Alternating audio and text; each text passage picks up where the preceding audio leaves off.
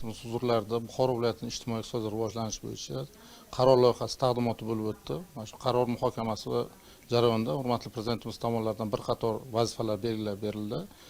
Jondor tumanida ham mana shu vazifalardan kelib chiqqan holda o'zimizga muayyan vazifalarni belgilab oldik. Ya'ni misol qilib aytadigan bo'lsak, ishsizlikni bartaraf qilish bo'yicha yil oxirigacha hurmatli prezidentimiz bu viloyatda barcha hududlarda qatori Jondor tumanida ham ishsizlikdan xoli va kambag'allikdan xoli hududga aylantirish bo'yicha topshiriqlarni o'zimizga belgilab oldik.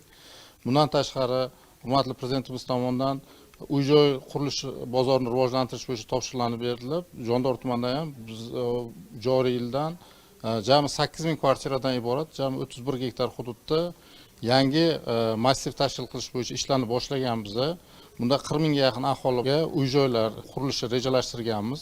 Shuningdek, xufiyona iqtisodiyotni bartaraf qilish bo'yicha berilgan topshiriqlar bo'yicha bir qator ishlarni amalga oshirganmiz. O'tgan 3 oyda Jondor tumanida jami qo'shimcha 37,5 milliard so'mlik manba aniqlanib, shundan 9,4 milliard so'mlik qo'shimcha tushumlar byudjetga tushirilishiga erishilgan. Shuningdek, yig'ilish jarayonida hurmatli prezidentimiz tomonidan Yashil makon umummilliy harakati doirasida qilinadigan ishlar bo'yicha tegishli topshiriqlarni berildi. Jondor tumanida ham joriy yilda 30 ming gektar yerda yangi cho'l hududidagi o'rmonzorlarni tashkil qilishni o'zimizga reja qilib olganmiz. 1 millionta daraxt ekiladi mazkur hududlarda. Shuningdek, cho'l hududlaridan yerlarni o'zlashtirish bo'yicha topshiriqlarni berganlar. Bizda ham hozir bu yo'nalish ishlarni amalga oshirish boshlaganmiz.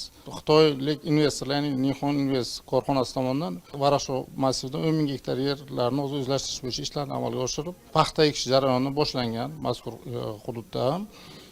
Shuningdek, sanoatda boshqa tumanlar qatori biz ham 9% o'sishni yil oxirigacha o'zimizga reja qilib olganmiz.